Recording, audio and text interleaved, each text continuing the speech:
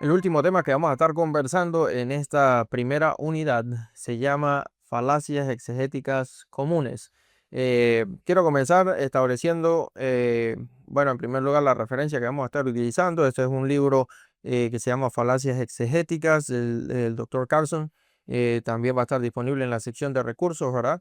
Y bueno, solamente quiero decir que voy a mencionarlas de forma general, ¿verdad? No tendríamos tiempo para abarcarlas todas y cada una, pero si está interesado en profundizar un poco más en cada una de estas falacias, puede encontrar el recurso, ¿verdad? En PDF para que pueda consultarlas. En primer lugar, comencemos definiendo qué es una falacia o a qué nos referimos con una falacia. Una falacia es un razonamiento que parece correcto a primera vista, pero que en realidad es incorrecto o engañoso. ¿Y por qué parece correcto a primera vista? Porque puede que esté muy bien propuesto, organizado, digamos, de forma elocuente, pero y parece hasta lógico al principio, ¿verdad? Pero cuando se analiza bien el argumento, puede tener errores lógicos o puede distraer con emociones o con palabras vagas, y la persona pues simplemente lo escucha y le parece, tiene sentido, pero hasta que lo reflexionas bien es como que te das cuenta de, no, pero aquí hay algo que no calza, ¿no? Entonces, en resumen, es un argumento que parece convincente, pero que no es válido o que no es sólido.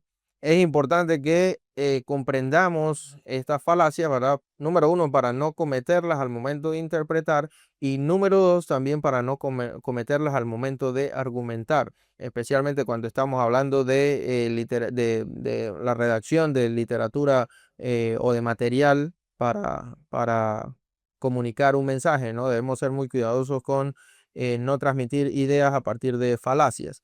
Entonces, veamos algunos tipos de falacias generales, ¿verdad?, que podemos cometer al momento de interpretar la Biblia. Número uno, podemos cometer falacias del estudio de palabras. ¿Qué falacias entran aquí? Hay un montón, pero solamente voy a señalar estas que son tal vez las más comunes.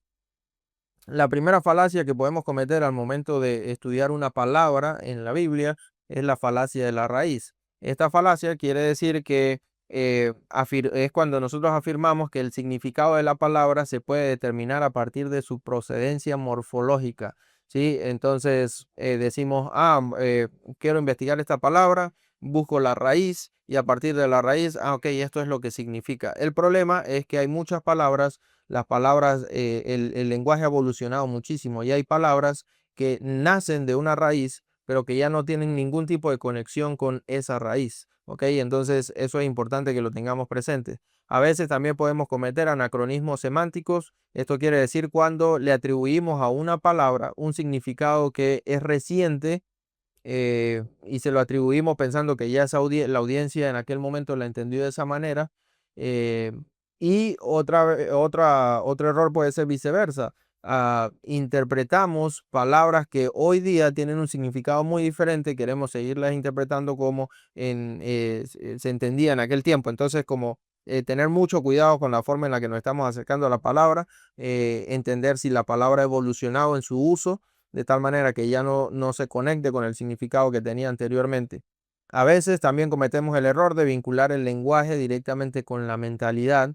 Esto ocurre cuando afirmamos que por ser idioma griego, por ejemplo, entonces debería tener una mentalidad griega. Esto pasa muchísimo, por ejemplo, con el apóstol Pablo. El apóstol Pablo es considerado una persona muy elocuente, muy académicamente preparada, ¿verdad? Y él escribió sus cartas en griego.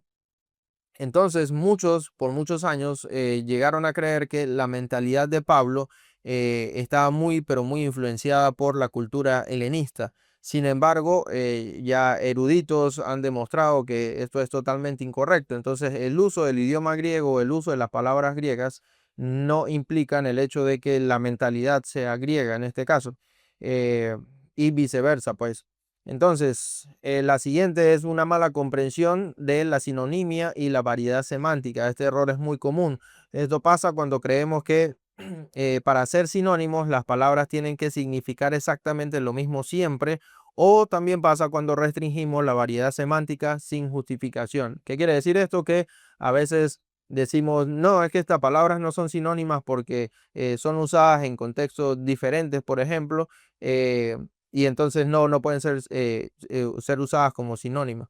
Pero la sinonimia no funciona de esa manera. Ninguna palabra es, o sea, ninguna palabra sinónima es completamente idéntica en sí. Las palabras pueden ser sinónimas y pueden ser usadas en diferentes contextos para dar diferentes matices. O a veces también, entonces el caso contrario es cuando restringimos la variedad semántica sin justificación. Es decir, hay palabras que pueden significar varias cosas dependiendo del contexto donde se use. Y si nosotros restringimos y decimos no, solamente puede significar esto sin ningún tipo de justificación, entonces eso es una falacia en el estudio de las palabras. ¿Cuál es la clave para nosotros interpretar lo mejor posible una palabra o comprender mejor el significado de una palabra? El contexto, ¿sí? El contexto inmediato, dónde está ubicada la palabra, ¿sí? Hay palabras que tienen una variedad semántica, es decir, pueden significar varias cosas, no al mismo tiempo, sino varias cosas en diferentes contextos. Por ejemplo, la palabra banco. Si en español tenemos la palabra banco, que puede ser utilizado en algunos países para referirse a un asiento, un lugar donde la persona puede tomar asiento. Pero al mismo tiempo, la palabra banco para nosotros es una institución en donde la persona deposita o guarda su dinero. Entonces, tú puedes decir, estoy sentado en un banco, en el banco, ¿verdad? Y cualquiera que tenga conocimiento del idioma, va a saber que está usando una palabra que suena igual, pero que significa dos cosas diferentes. ¿Por qué? ¿Qué determina eso? El contexto. El contexto. Entonces, lo mismo pasa en las escrituras. Necesitamos entrar, leer en dónde está la palabra, qué es lo que está diciendo el autor y a partir de eso determinar si esta palabra tiene varios significados, ¿verdad? Entonces, ¿cuál es el mejor en este contexto? Entonces es importante que para evitar estas falacias de interpretación a nivel de estudio de palabras, tengamos muy presente el contexto en el que se encuentra. Las siguientes falacias son las falacias gramaticales. Esto ya tiene que ver más con el uso del idioma original. Estas falacias están relacionadas con conclusiones erradas a partir de los diferentes tiempos o voces encontradas en las palabras en el idioma griego o hebreo también.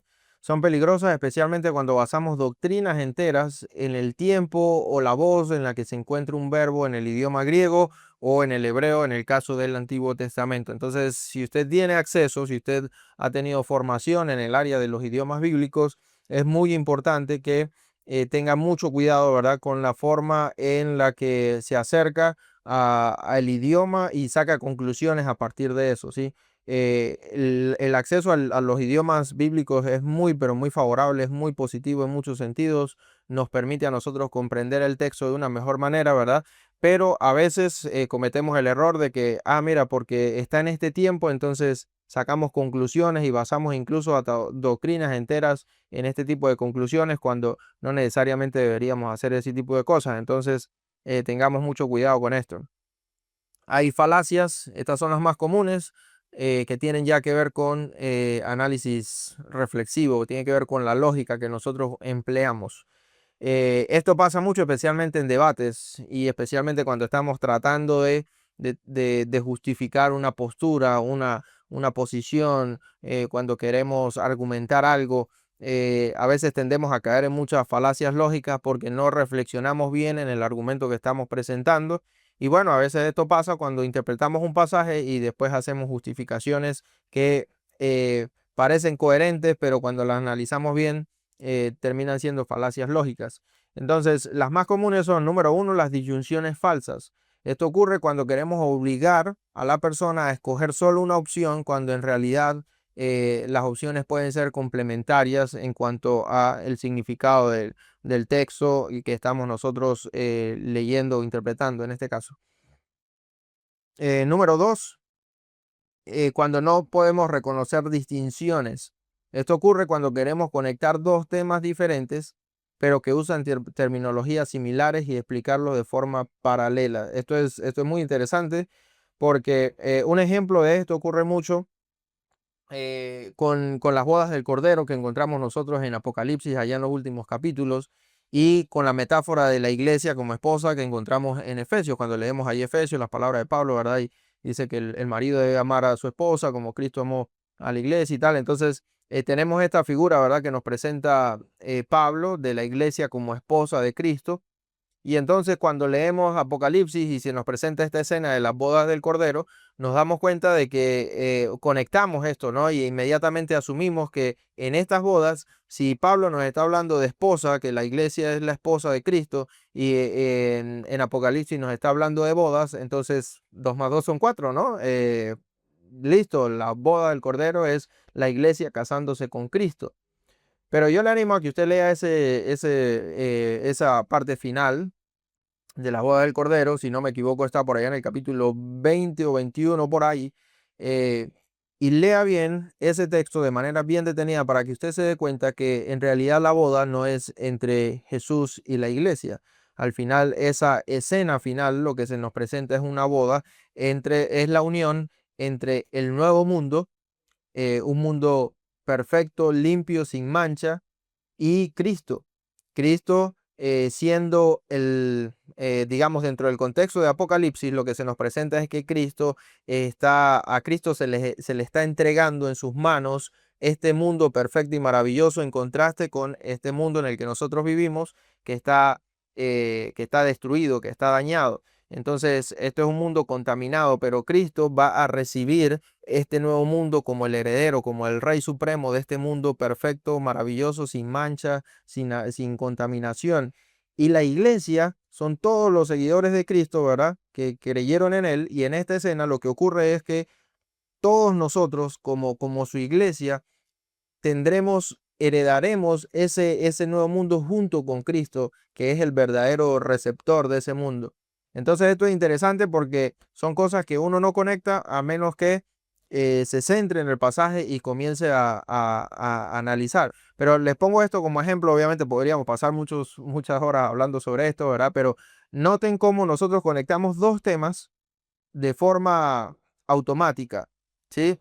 Y aquí es donde viene, parece lógico. Decimos, sí, pues Pablo presenta a la iglesia como la esposa, al final Apocalipsis habla de boda de cordero, 2 más 2 son 4. Esto parece muy lógico, pero cuando analizas bien los pasajes te das cuenta de que aunque Pablo está usando esa figura, no está hablando en un contexto escatológico, no está hablando del fin de los tiempos, está utilizando esa metáfora para dar un mensaje sobre el matrimonio. Mientras que Juan en Apocalipsis sí está dando un mensaje escatológico y entonces es otro tema completamente diferente, aunque están usando figuras similares. Entonces, mucho cuidado con esto porque nos pasa muy seguido, y digo nos pasa porque a mí también me ha pasado, evidentemente. Número 3, el uso selectivo de evidencia. Esto nos pasa muchísimo. De repente nosotros estamos casados, ¿verdad?, con un tipo de interpretación o con alguna práctica, alguna tradición específica. Y entonces somos muy dados a elegir específicamente ciertos pasajes y decir, no, mira, este pasaje argumenta perfectamente lo que yo estoy diciendo. Hey, pero resulta que tienes 2 o 3 pasajes que tal vez no apoyan lo que estás diciendo, pero descartas esos 3 pasajes, te quedas solo con este porque este es el que a ti te sirve. Eso es uso selectivo de evidencia y es una falacia, obviamente. El mal uso de silogismos e inferencias, esto quiere decir cuando nosotros decimos, bueno, pues, bueno, un ejemplo podría ser esto también de las bodas del Cordero, pero tal vez hay otros ejemplos en los que inferimos cosas que no necesariamente es lo que el pasaje está diciendo, ¿ok? Entonces, estas inferencias es muy importante que seamos muy cuidadosos con las inferencias que nosotros hacemos, porque una inferencia lo que implica es que tú tienes que analizar y a partir del análisis que tú haces sacas una conclusión. Y el error que nosotros cometemos a veces es que a partir de una inferencia nosotros creamos leyes y creamos estatutos incluso para doctrinas enteras. No podemos igual basar doctrinas enteras y estatutos a partir de inferencias. ¿Por qué? Porque nosotros no tenemos la autoridad divina para, a partir de una conclusión a la que yo saque, llegar y establecer o imponer cosas, ¿no? Y finalmente tenemos la falacia de autoridad en esto de las falacias lógicas. ¿Qué quiere decir esto? Ah, no, porque es que lo dijo el pastor tal, lo dijo el maestro tal, lo dijo tal persona, entonces tiene que ser cierto, ¿sí? Obviamente sabemos que en un contexto académico hay preparación, hay formación y todo, ¿verdad? pero eso no quiere decir que solo por el hecho de estar preparado, de estar estudiado, ¿verdad? Ya no se puede ni siquiera cuestionar, ¿no? Entonces, esto es una falacia lógica, especialmente cuando somos nosotros quienes la imponemos, ¿no? Eso debemos ser muy cuidadosos con eso porque en la medida en que nosotros vamos preparándonos, nos vamos capacitando, a veces caemos en el error de querer imponer ideas o argumentos solamente porque no, mira, pero es que yo sí he estudiado, no, porque es que mira, estos son mis estudios, este es mi recorrido y por eso deberías aceptar lo que yo estoy diciendo. No, no me lo tienen que aceptar porque yo haya estudiado o porque yo esté preparado, ¿no? Tienen que aceptarlo si realmente tiene un fundamento. Y entonces esto es importante que lo tengamos presente. Igual cuando nosotros estamos considerando, ¿verdad?, nuestros puntos de vista.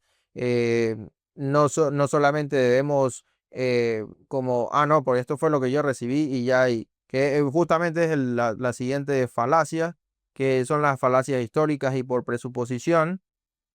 Esto ocurre cuando no nos distanciamos del texto, es decir, cuando no somos conscientes de nuestro contexto cultural y nuestra identidad teológica. Recuerdan que lo hablamos cuando definíamos esto, ¿no? Si no somos conscientes de nuestra identidad teológica y de nuestro contexto cultural, podemos proyectar hacia el texto esas cosas sin darnos cuenta y eso es una falacia histórica.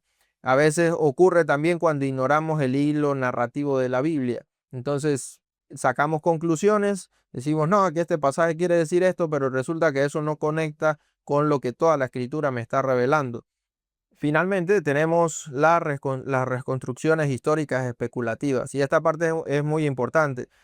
No sé si recuerdan cuando vimos el video, ¿verdad?, sobre el análisis del contexto histórico, les hacía un llamado, ¿verdad?, a que tuviéramos también cuidado con el exceso de este material. Es decir, cuando entramos ya en un plano donde le damos más importancia a eso que a la propia escritura. ¿Qué pasa? Que a veces cuando estamos muy metidos en esto de analizar el contexto histórico, entonces podemos caer en el exceso de reconstruir una situación histórica, pero a partir de especulaciones que nosotros nos inventamos. Pues entonces, no, pues con todo lo que investigué llegué a la conclusión de que seguramente esta iglesia lo que estaba pasando era esto y esto. Y bueno, terminamos sacando conclusiones, ¿verdad?, históricas que no necesariamente tienen validez, pero ya nosotros las convertimos en leyes y por eso nuestra interpretación de toda la carta puede cambiar. Entonces, tengamos mucho cuidado con estas reconstrucciones históricas especulativas también. Ya lo mencioné antes, esto es un panorama muy general de este tipo de falacias. Mi objetivo con esto es que ustedes puedan ser conscientes de todos los errores que podemos cometer, ¿verdad? Al momento de interpretar las escrituras. Y pues mi motivación para ustedes es que profundicen en cada una de estas falacias, que analicen y especialmente para que podamos ser nosotros autoconscientes de lo que estamos haciendo y preguntarnos, cuestionarnos. Por eso es importante conversar con otras personas. Mira, ¿qué opinas de este argumento? Eh, para que las personas nos puedan decir si hay algo dentro del argumento que, hey, mira, deberías considerar esto, deberías pensar esto, tal vez no estás tomando en cuenta este elemento, ten cuidado con esto. Y de esa manera nosotros ir construyendo posturas y pensamientos que no estén fundamentados en una falacia y que podamos ser más sólidos al momento de transmitir pues las enseñanzas que queremos transmitir, especialmente en el desarrollo, la creación de material literario para nuestros hermanos y hermanas.